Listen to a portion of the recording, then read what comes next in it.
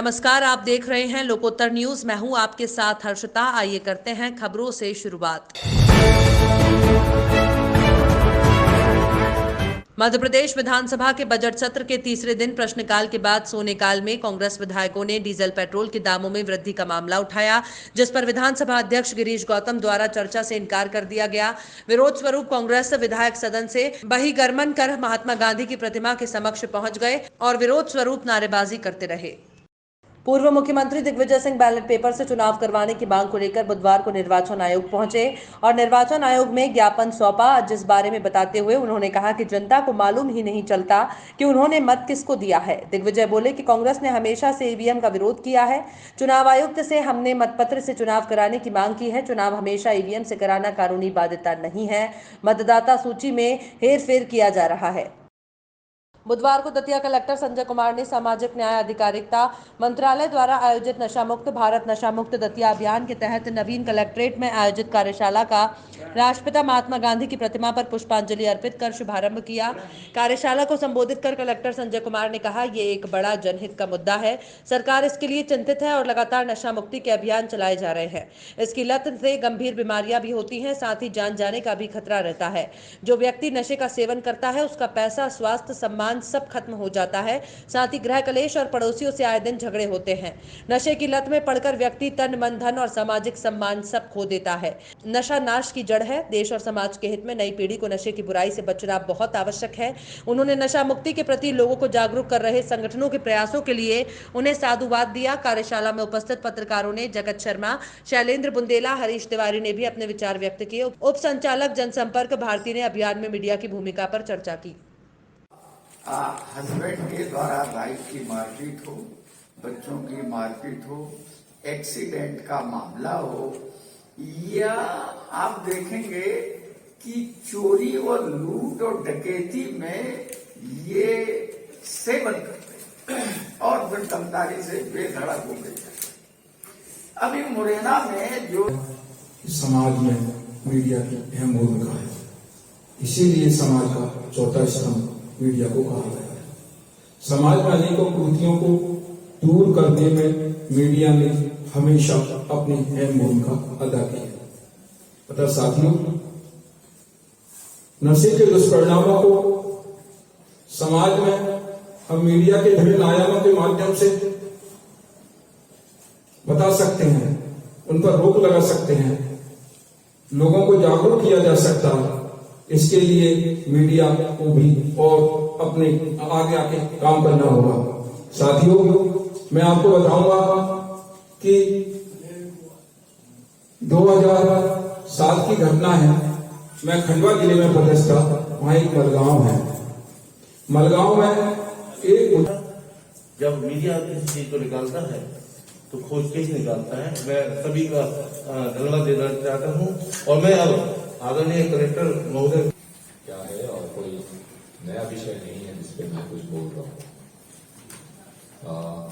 Madhya Pradesh tourism board द्वारा पर्यटन को बढ़ावा देने के उद्देश्य से खजुराहो से दुबेला तक के लिए 22 फरवरी से 26 फरवरी तक निःशुल्क बस सेवा संचालित की जा रही है, जिसमें पर्यटकों को आने जाने के अलावा गाइड सुविधा और एंट्रेंस की भी सुविधा उपलब्ध करवाई जा रही है, जो निश्चित रूप से सराहनीय है। मध्य प्रदेश टूरिज्म बोर्ड के डिप्टी डायरेक्टर युवराज पटोले ने बताया, उक्त इस बस का संचालन आने वाले देशी और विदेशी पर्यटकों के लिए आसपास के दर्शनीय स्थलों से परिचय कराना और पर्यटन स्थलों को प्रमोट करना बोर्ड का उद्देश्य है, जो फिलहाल 22 फरवरी से 26 फरवरी तक संचालित होगी। मध्य प्रदेश टूरिज्म बोर्ड की एक बड़ी सकारात्मक पहल है, जो खजुराहो डांस फेस्टिवल के दौरान हमने पहली बार ये शुरू की है, निःशुल्क बस सेवा।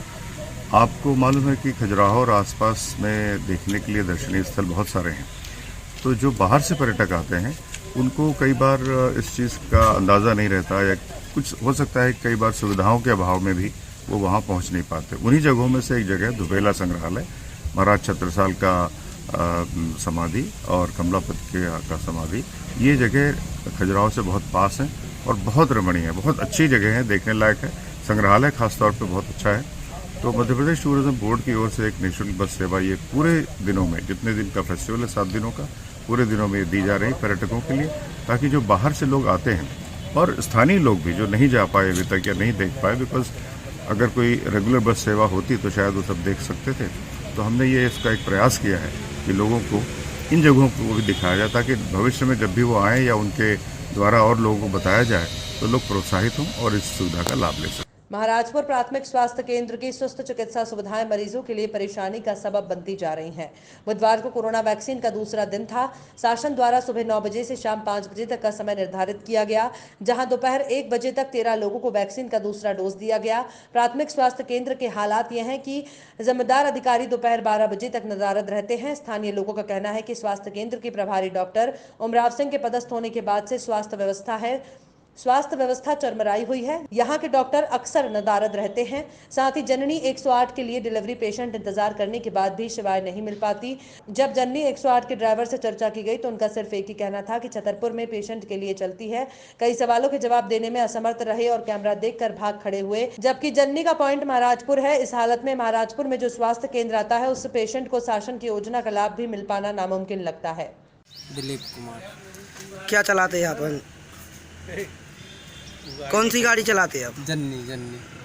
कहाँ इसका पॉइंट है? पॉइंट ये है ये कहाँ के पॉइंट के लिए है? महाराजपुर।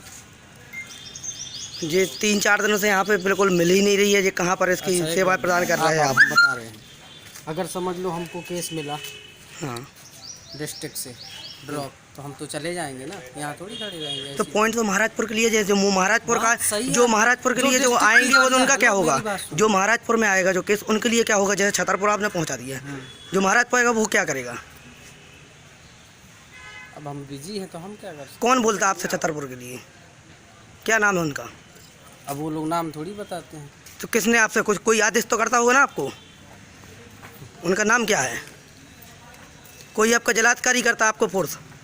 कहे जिलाधिकारी कहेगा। कौन कहता आपको छतरपुर का? 108 से कॉल मिलती है हमको। छतरपुर में कौन ड्यूटी लगाता आपके? हम प्राइवेट हैं, ड्यूटी मतलब। महाराजपुर पॉइंट है जन्नी का, हाँ, तो यहाँ के लिए सेवाएं दी गई हैं शासन मैं द्वारा। बात कर रहा हूँ ना, आप इसको हटाइए, मैं बता रहा हूँ। हाँ बताइए ना। क्या बताऊँ, मैं कुछ नहीं बोल रहा। नहीं, आप जवाब नहीं देंगे मेरे सवालों का? नहीं तो आप एक बात बताइए, आप आके पूछ रहे हैं दिन भर कहाँ थे आप? हम केस में थे। वही तो पूछ रहा हूँ मैं। महाराजपुर के लिए ये सेवा प्रदान की गई हैं, तो यहाँ के जो पेशेंट आते हैं वो परेशान रहते हैं। बात सही है। छतरपुर में आप कौन लगाता है आपको? छतरपुर पेशेंट उठाने के लिए कौन आपको कॉल करता हमको है? 108 से कॉल मिलती है। आप एक काम करो, 108 में कॉल करके पूछ लो कि इनको यहाँ से कहीं ना जाने दिया जाए। एसपी अमन सिंह राठौर के निर्देश पर दतिया के ग्राम निचरौली में पुलिस टीमों ने कार्यवाही कर निचरौली के जंगल में रतन पेट्रोल पंप को लूटने की योजना बना रहे 9 अपराधियों को गिरफ्तार किया है। आरोपियों के कब्जे से पुलिस ने 2 बंदूकें, 6 कट्टे भी जब्त किए। पुलिस कंट्रोल रूम में पत्रकारों को जानकारी देते हुए एसपी अमन सिंह राठौर ने बताया कि मुखबिर से सूचना मिली थी कि निचरौली के जंगल में कुछ बदमाश रतन पेट्रोल पंप पर डकैती डालने के इरादे से एकत्रित हैं। सूचना पर एएसपी कमल मौर्य, एसडीओपी सुमित अग्रवाल के निर्देशन में पुलिस टीमें बनाकर कार्यवाही के लिए निर्देशित किया। पुलिस टीमों ने मौके पर घेराबंदी कर आरोपी मोहन सिंह यादव, भारत सिंह यादव, महेंद्र सिंह यादव, रामेश्वर यादव, मुखिया यादव को गिरफ्तार किया। वहीं आरोपियों से पूछताछ के बाद जगना के पास घेराबंदी कर आरोपी रोहित यादव, पंजाब सिंह यादव, सोमेश यादव और होमगार्ड कार्यालय के पास से रामगोपाल यादव निवासी निवाड़ी और यूनिस खान निवासी निचरौली को गिरफ्तार किया। उक्त आरोपियों के विरुद्ध पूर्व से कई मामले दर्ज हैं। एसपी दतिया की ओर से आरोपियों की गिरफ्तारी पर 3-3 हजार रुपए का इनाम घोषित है।